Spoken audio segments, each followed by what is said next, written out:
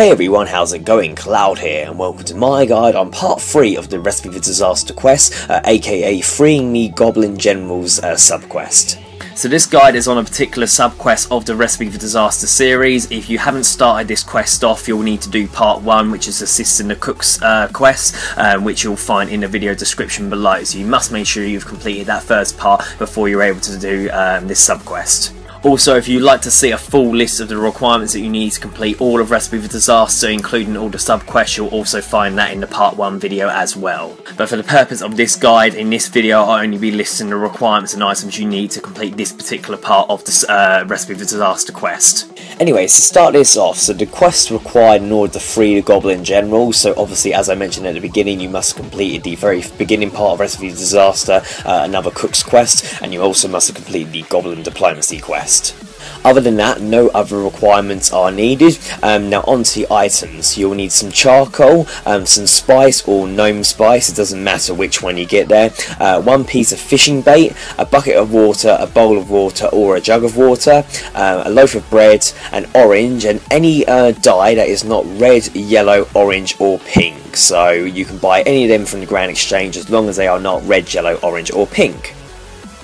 Anyways, that's it for the requirements and items. Now onto the quest starting point. So we are obviously in the Lumbridge Castle Banquet Hall, which is where all of the Recipe Disaster subquests take place. And what you want to do in order to start this quest, or subquest I should say, is inspect one of the Goblin Generals, either General Walkface or General Bentnose, in the Banquet Hall, and Gypsy Aros will tell you to head to Goblin Village. So to get to Goblin Village, what we need to do is head to Falador Lodestone via the Lodestone network.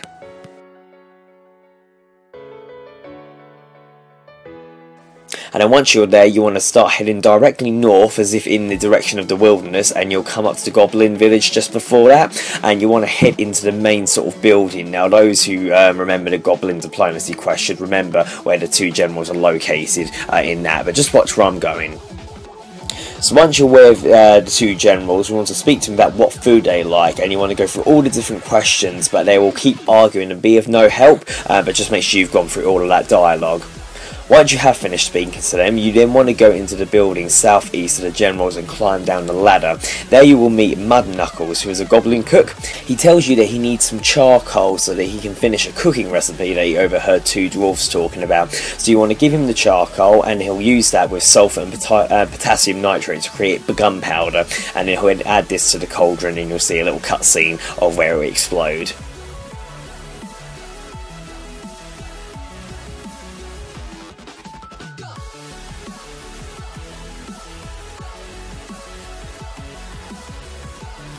So after the cutscene and the kitchen has been pretty much decimated, you want to speak with Mud Knuckles again about a dish for the generals. The food that the goblins requested from the cook are orange slices that aren't orange, some maggots that aren't bland, and some bread that isn't crunchy. This strange request owes to the fact that one of the goblins likes a food item, the other finds some fault in it. So for example, Walkface orders orange, but Bentnose does not like the colour of it, therefore the colour needs to be changed. So this is what you need to do to obtain the mentioned items. So for orange slices that aren't orange, what you need to do is slice your orange to make it into sliced oranges. Make sure you right click it so you don't accidentally eat it, and make sure you don't turn it into diced orange chunks either. Once you have the orange slices, you then want to use your dye on it, and that will obviously change the colour so they'll approve of the oranges. Then what you need to do for the maggots that aren't bland are to use your spice or goblin spice on your fishing bait, and this will create spicy maggots. And then finally, bread that isn't crunchy, you want to use your bread with a bucket, jug or bowl of water to get soggy bread. Again, like I said, make sure you are right clicking on those items that are edible so you don't accidentally eat it. So once you've made all those 3 mentioned items, give them all to Mud Knuckles, who will then prepare them and hand you a Slop of Compromise. And with this, we're going to return to the Lumbridge Castle Banquet Hall, and I'll speak to you in a moment.